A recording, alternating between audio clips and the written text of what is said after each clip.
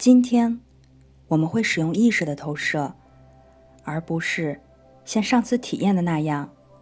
从身体中离开。他说道，同时他把右手的拇指放在我的双眼之间，其余的手指放在我的头顶。一股强大的电流般的感觉从我全身流过。他松开手，继续说，我希望你牢牢地记住，并且去经常沉思这个事实，就是我给你解释过的法则。我教导你如何使用这些法则，他们会把你带入一种状态，让你可以有意识地掌控地球上所有的事物和力量。这意味着，不论你正在经历什么，你总是可以在每时每刻去完全的有意识地掌控你的心智还有身体，并且可以随时去使用自己的自由意志。在这种投射的意识之中，你处于完全有意识的状态，并且可以在每时每刻完全掌控你所拥有的能力。有关这个指令及其方法与昏睡或者催眠的状态毫无关系，因为在那两种状态之中，一个人的意识和意志都不发挥作用。对于允许这一切发生在他们心智和身体中的人来说，这是最危险并且最具有灾难性的状况。在昏睡或者催眠的练习当中，不受意识的掌控或者统领。对于允许这种习练发生的人来说，对他们灵魂的成长带来了最大的不确定性和危险。请务必完全去理解，有意识的掌控、使用、掌握地球上的事物和力量，这些应该时时刻刻的都处于你的内在或者神之自我的引导之中，通过让你的心智和身体的所有外在功能处于内在指引的完美合作与服从之中。如果不达成这一点，就没有所谓的掌控。你们知道的，那些扬声大师从来不会侵犯神赋予个人的自由意志。学生会被给予这种投射的体验。如果一位扬声大师选择暂时性的去拓展他的意识，以便他可以同步体验在2个或更多地方发生的事情，在这种情况下，每时每刻学生的各种功能完全在他自己的自由意志的控制和指导之中。不论他的身体在哪里，他处于完全的有意识的活跃状态。在扬声大师的指引下，他意识的投射之处也是如此。扬声大师之所以会暂时性的提升学生的意识，是想展示给他们看，他通过自己有意识的努力，在自己自由意志的引导下，自己也可以达成同样的事情。意识的投射是这名学生心智和身体原子结构振动频率增加的结果，这是在扬声大师的照耀之下完成的。这是圣光活动的结果，增加了振动频率到一个关键的基调，从而可以完成这种体验。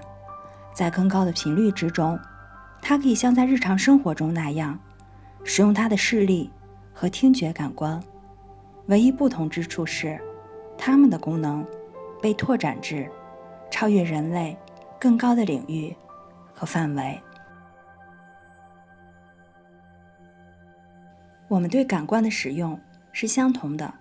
就像我们在清醒意识中体验的每一刻那样。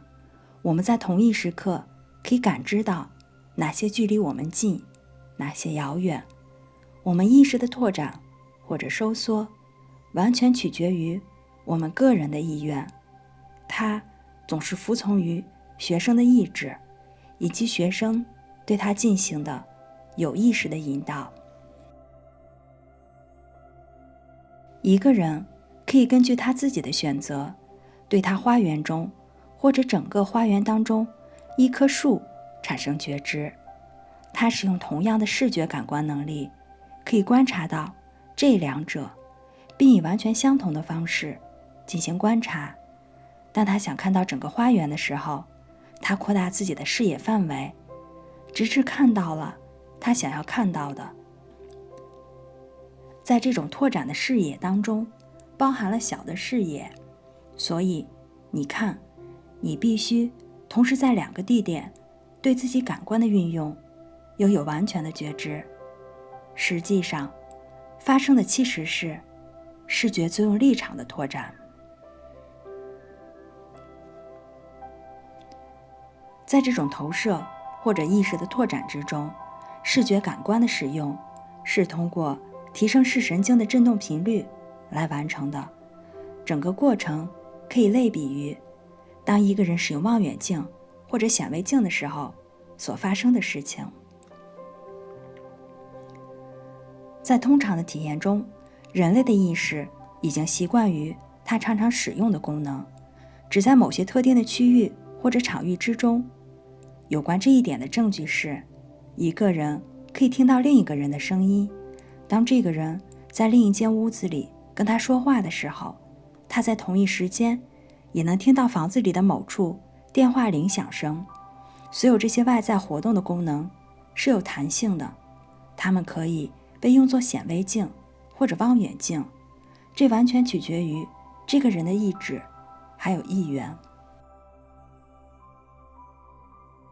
如果他可以对肉身所在房间的声音产生觉知，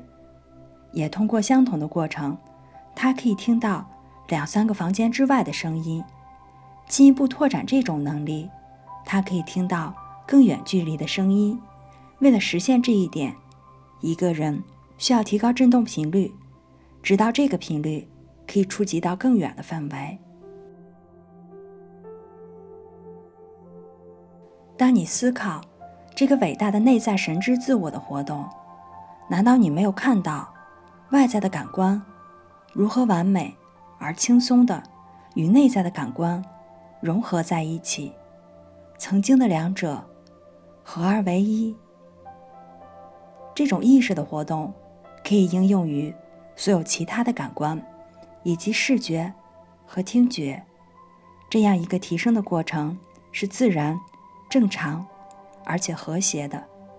就像你把收音机调频至你想要收听的波长，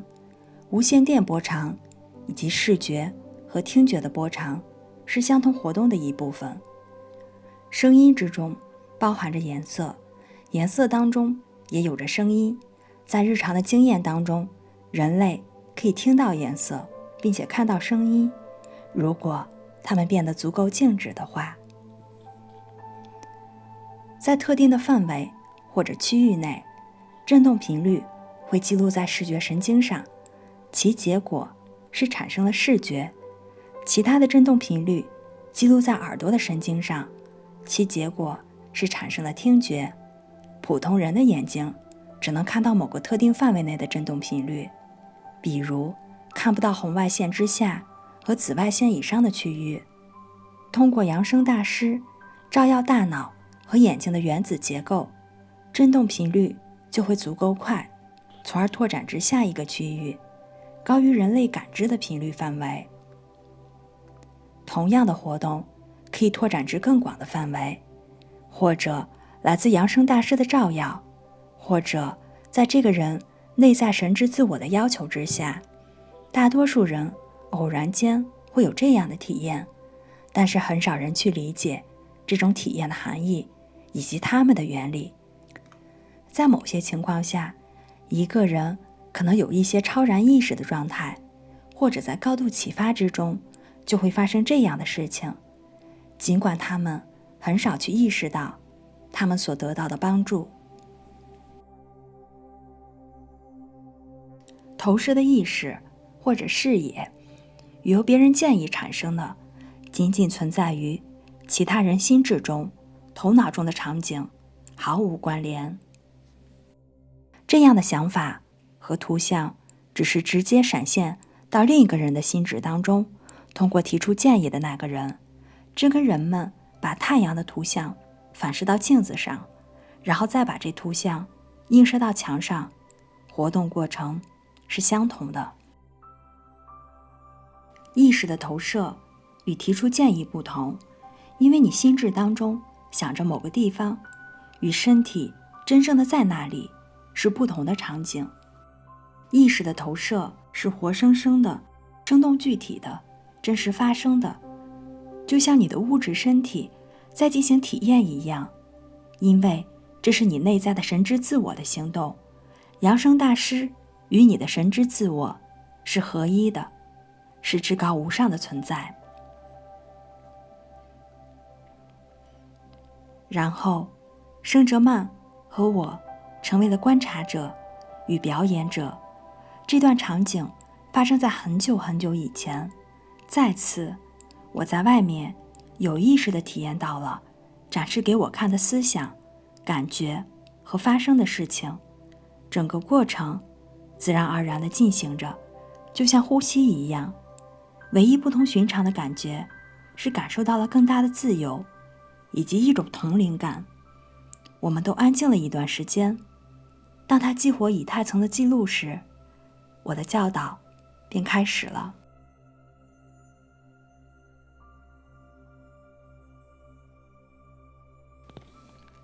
这是撒哈拉沙漠，他说，曾经这里是有着亚热带气候的富饶国家。曾经这里的土地上有很多的溪流，携带着充沛的水分。首都位于这个帝国的中央位置，以其辉煌闻名于世。行政大楼建立在这片土地的中央一个稍微有高度的地方。从这个位置，城市在不同的方向均衡地拓展开来。他继续说，这个文明在7万年前达到了巅峰。我们进入了这座城市，感受到一种不同寻常的韵律节奏。走路的时候，它给人一种奇怪的轻盈之感。人们走起路来都很轻松、优雅。我问圣哲曼，这是什么原因？他回答说，这些人记得他们的源头，知道他们自己是神的孩子，因此他们是权力和智慧的拥有者和执行者。在你看来，这就像是奇迹，他们就像是超人。说实话，没有所谓奇迹的事情，因为所有的一切都是根据法则来运作的。这些对当前人类的认知来说还是不可思议的，但它们只是法则运作的结果。人类的意识还不习惯这些，所以看起来奇怪与不同寻常。当生命的真相得到正确的理解，那么所有的显化对你现在的意识状态来说是奇迹的那些，会被发现是一种自然而然的寻常体验，就像是已经学习了使用字母表的人识别起单词一样得心应手。所有的这一切不过是一种不断拓展的、不断进步的生命在物质层面的显化。任何时候都有序的在爱与和平之中遵循着生命法则的过程。就人类当前心智状态而言，不论一种体验看上去多么奇怪、不同寻常和不可能发生，这些都不能成为更伟大的法则、更智慧的智能不存在的证据。这些法则和智能在运作当中创造着更伟大的奇迹，并时时刻刻地包围着我们。在现今外部的世界，人类最伟大的心智所掌握的知识，与这种伟大内在智慧和力量相比，就像是一个小孩子对微积分的理解那般。在位于中央的那座建筑中，我们发现那里的侍者穿着着最华丽的面料，散发出柔和的色彩，与建筑物中的装饰相得益彰。他们中的一位担任向导，把我们带到建筑物的中央，在那里，他给我们介绍这位伟大的国王，而国王就是圣哲曼。在他的身边站着一位年轻的女孩，很漂亮，她的头发就像纺织的金丝，几乎要垂到地板上。她的眼睛是可以穿透人目光的蓝紫色，她的整个举止都散发着爱的命令。